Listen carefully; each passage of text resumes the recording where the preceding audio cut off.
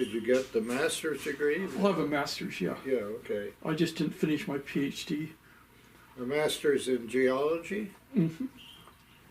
A comparison of speleogenesis in the Bahamas and Isla de Mona, Puerto Rico. Wow. Okay. From Mississippi State. Well, Swinnerton worked on the Bahamas. I wrote an Ergor story about the Bahama Blue Hole.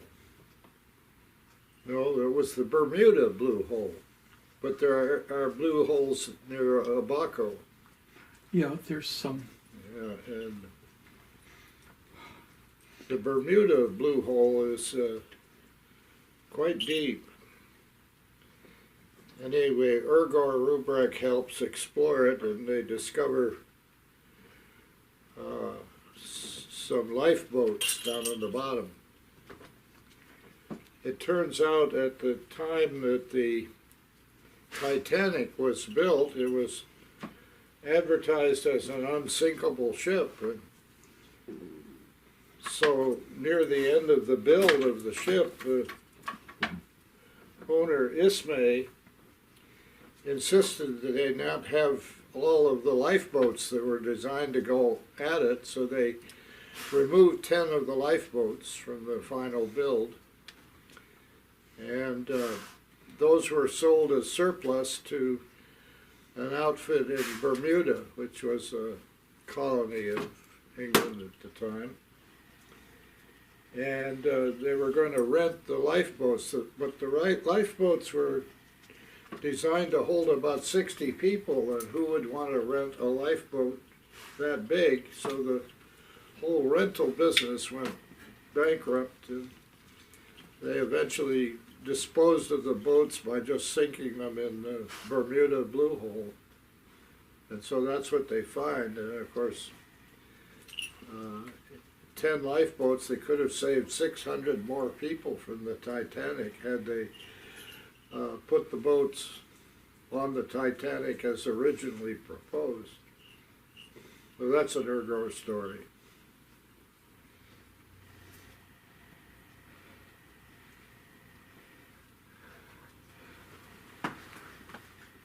So, your friend wants to see you, Roger. What's that? Your friend wants to see you there. Who? Yeah, I know. You have had your lap time.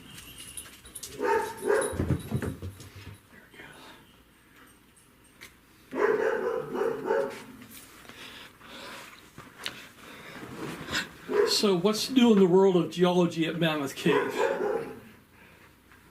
What's new in the world of geology at Mammoth Cave? Well, one of the parts of Rachel Bosch's PhD work was to develop an evolution of the sinkhole plain, the central Kentucky karst, which is a 150 square mile area of interior drainage in the Mammoth Cave area. And of course, we think of karst as a place of sinking creeks, sinkholes, and that the drainage, instead of running on the surface, disappears very quickly into underground drainage, which goes to the nearest base level rivers. Now, so we begin with 330 million years ago, when the Mississippian rocks were laid down at the bottom of a shallow sea. Now, that shallow sea predated the Central Seaway, which went through the center of the United States and Canada, and during the Cretaceous era had the early marine dinosaurs. There weren't any surface dinosaurs during the Cretaceous, but the marine dinosaurs and sharks sharks actually had been around for a long time before that. So you find shark bones in the Mississippian formations of 300 million years ago. So that's way before the Cretaceous. Well, 300 million years sounds like a long time, and people think, well, weren't caves, don't they take billions of years or maybe millions of years to create? Well, the answer is they're relatively new compared to everything else. Now, about 10 million years ago, the Mississippian rocks in the central Kentucky karst area began to be subject to erosion. Before that, there was a Pennsylvania formation surface over the top of that, which had a few inner beds of limestone, coal, among other things, and sandstone. In fact, one of the Pennsylvania formations was a Caseyville conglomerate with a lot of quartzite rounded pebbles, showing a rather complicated history. But between the 330 million years and 10 million years, probably no cave development was going on, because the closest thing you could get to after eroding the Pennsylvania were in the Haney limestone, which is the top of all of this and is about 15 feet thick. So you would get a cave that looked like the cave you're working on in Pennsylvania. Well, as far as we can tell, that was a fairly flat area before the raising of the Cincinnati Arch. The Green River flowed along in a sort of an angulate, low elevation pattern, looking like the Mississippi River with oxbows and cutoffs and so on. And it joined the Barren River down near Bowling Green. And so the Barren River and the Green River both cut through the resistant sandstone, which is the top member of the Mississippian, and the shale at the bottom of that formation, which formed a kind of a roof rock over the entire karst area. Now the shale was intermittent, and so here and there were places where the surface drainage was captured by the underground drainage, but until the Green River formed a canyon that moved upstream and cut through the sandstone shale layer, it began to expose joints and cracks and bedding planes that were full of, probably full of supersaturated water. In other words, there was not any underground river that you could speak of until the Green River cut back in its canyon. Now the canyon today is quite steep-sided, but its profile of the river is of a river that began on a surface of low relief. So it's been rejuvenated, so to speak. As the Green River and the Barren River cut back, they began to drain parts of this crack-filled water into the river, and that began to capture surface drainage through sinkholes, which became more and more the direct route for surface runoff to disappear into the underground river. So there developed what's called the Graham Spring Basin, which empties into the Barren River down near Bowling Green. And it developed a couple of main lines through this Graham Spring Basin, which the basin drained all the way up to the Green River area up there, what is now Munfordville. At any rate, so the elevation of everything was much higher. Well, it turns out that one of the things that Rachel found out was that we know that Mammoth Cave is in several levels, that the Mammoth Cave Plateau is at about 800 feet mean sea level, and the Sinkhole Plain is about 600 feet mean sea level. There's an escarpment.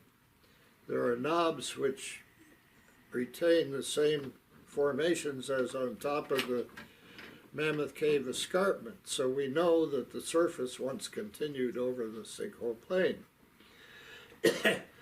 And that was prior to the development of a vast cave system. Well, the cave system from the Graham Springs Basin gradually moved up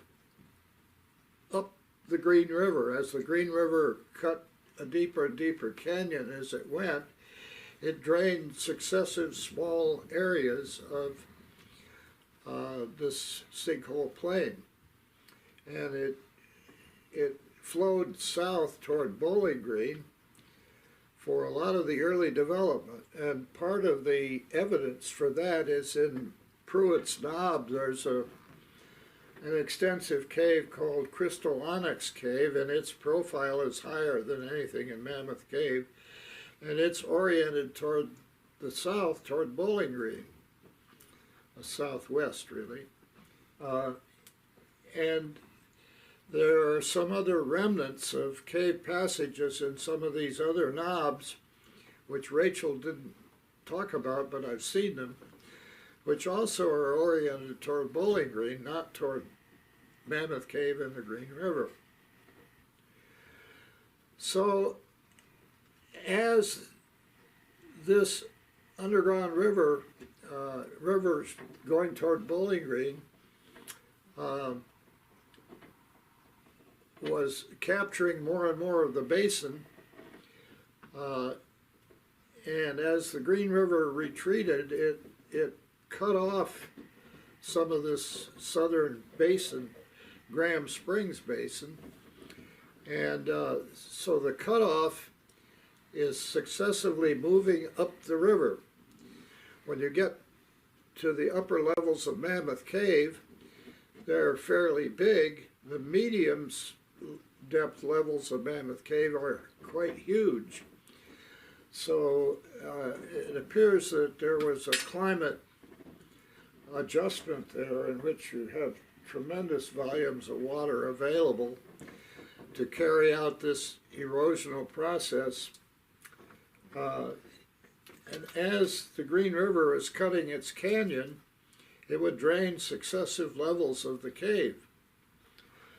Swinnerton pointed out that the idea of a water table is erroneous, that instead of having a water table as such, which people talk about going up and down, he described it as a zone of discharge, which in Mammoth Cave area was about 100 feet.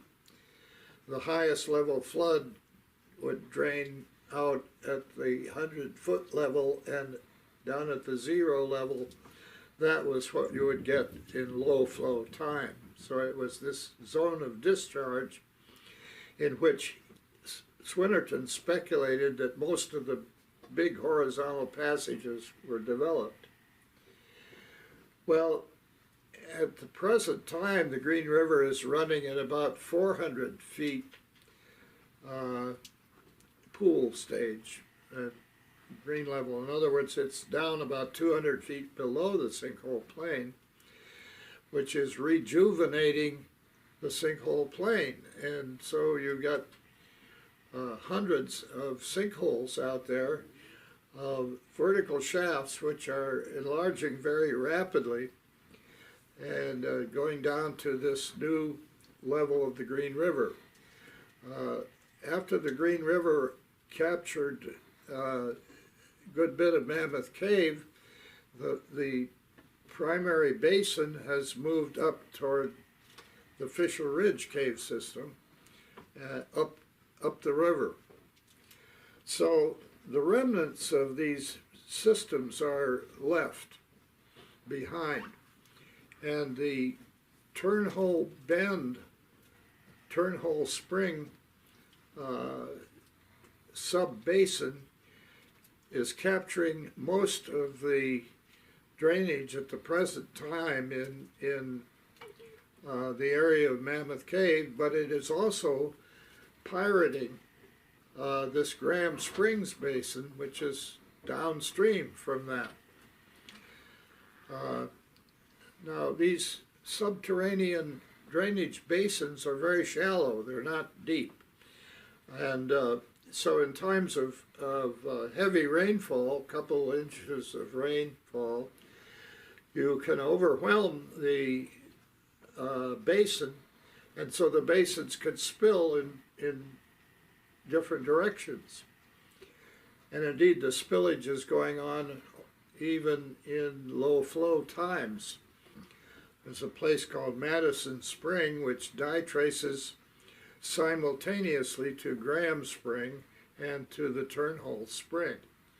So it's right on the divide, and its elevation is probably, at its headwaters, is about 600 or maybe 580, 590 feet mean sea level. So the development of Mammoth Cave is certainly during this 10 million year erosional exposure of that sinkhole plain. So very likely the erosion of most of the sinkhole plain area took place in a downward direction into the cave system and draining to the Green River, and the Green River is cutting a canyon back through the sandstone and shale, probably leaving a waterfall as it goes and exposing these springs which suddenly drain the lower levels. Well, what Will White showed was that when these joint cracks and bedding partings reach 2 millimeters, about the thickness of a nickel, the flow rate changes from laminar flow to turbulent flow. And you get 3 different jumps in energy when you hit this 2 millimeter size. And at that point, the whole geographical plan of the cave is almost locked into these cracks, which hit 2 millimeters and pirate all other intersections of water-filled cracks on the way to the Green River. So the main avenues in Mammoth Cave describe the first set of uncovered 2 millimeter cracks through the system.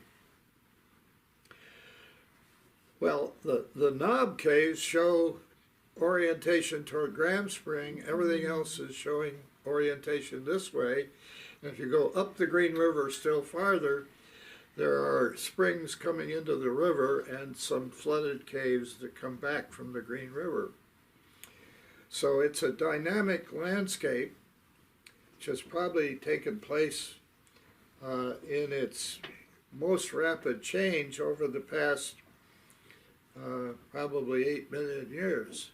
So Mammoth Cave is not billions of years old. It's probably on the order of 8 or 9 million years old. Now the large amounts of Pennsylvania gravel we find in Mammoth Cave, and practically filling some of the upper levels of the cave, represent a time of climate change when you had tremendous amounts of rain available to move these sediments and to erode them in a downward direction and carry them through the conduits to the master stream. So Mammoth Cave is essentially migrating up the Green River, stage by stage. The Fisher Ridge Cave system is a subsequently developed system which is still being developed and in incipient form exists up near Munfordville. And the lowering of the Green River some 200 feet below the sinkhole plain at about 400 feet and the sinkhole plain at 600 feet shows you this rejuvenation of the Green River and its rapid downcutting in the Mississippian rocks, which are capable of being dissolved and eroded very rapidly compared to the sandstone above. So that's the synthesis of the whole thing. In one of the islands of the Bahamas, I think in there's a sand dune that was fossilized that has a cave in it. When you look at the elevation, this lime, the sediment had to have been deposited during what's called the 5E high stand about 106,000 years ago. Yeah. And it was a two-peaked one. It peaked, dropped down, and peaked again about 6,000 years ago. Yeah. And between the time that this sandstone was deposited and the time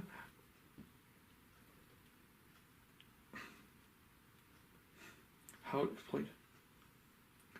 There's a cave in this limestone deposit that could only have formed during that 6,000 year period between the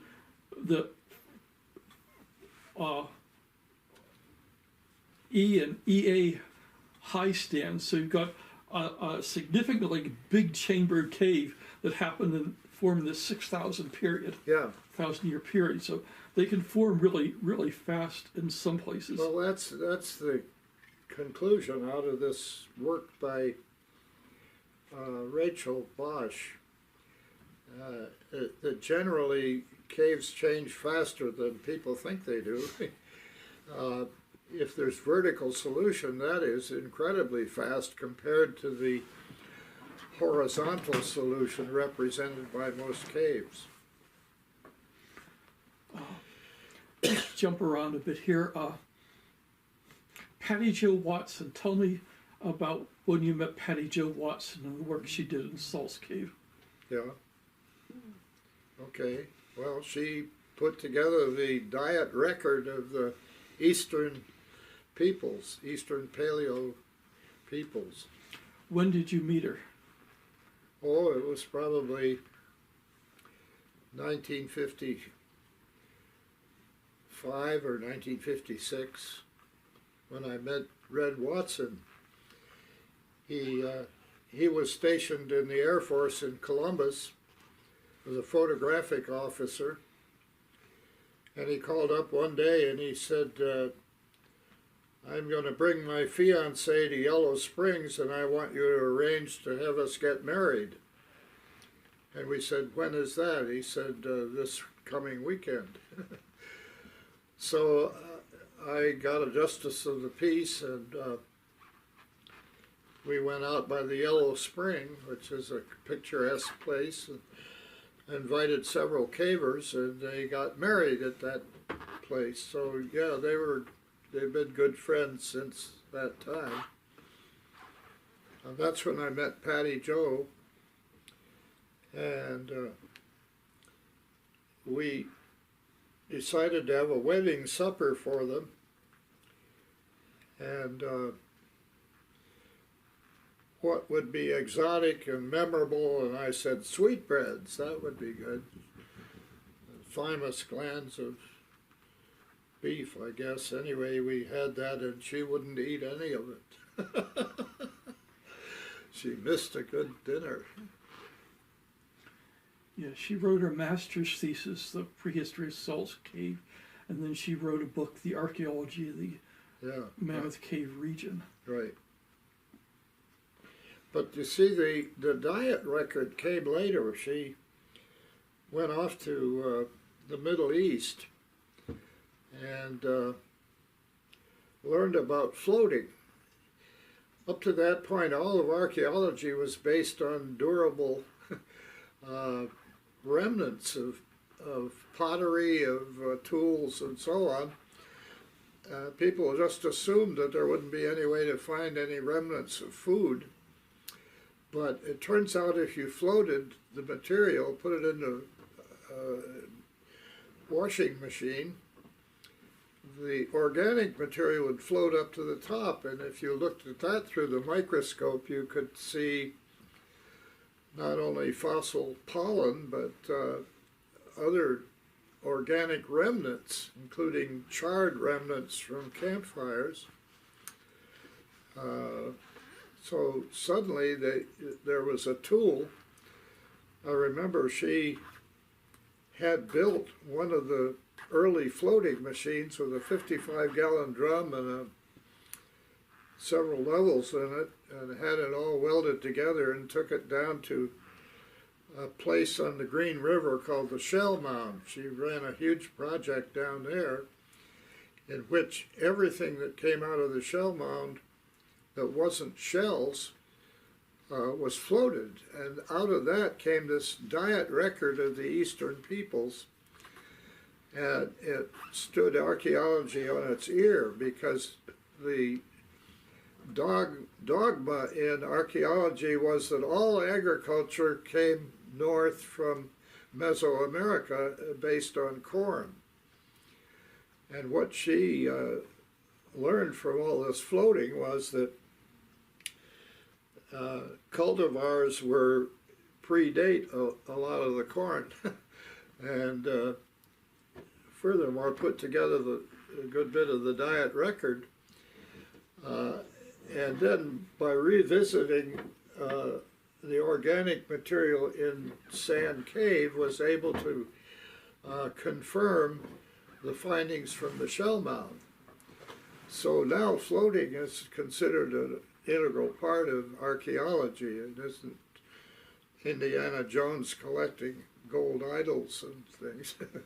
It's really looking at this organic stuff to find out when and where the agriculture was being developed. What kind of stuff was found in Salt's Cave in terms of indication of previous human exploration? Well, the most notable thing is feces. These are dried feces, not caprolites that are not fossilized. But the whole cave is filled with, the floor of the cave is filled in over vast ranges of the cave with dried feces. Well, so what would produce these feces? And the answer is maybe it was mirabellite. And one of Patty Jo's action archaeology experiments was to find out how much mirabellite you'd have to take in order to poop in the cave.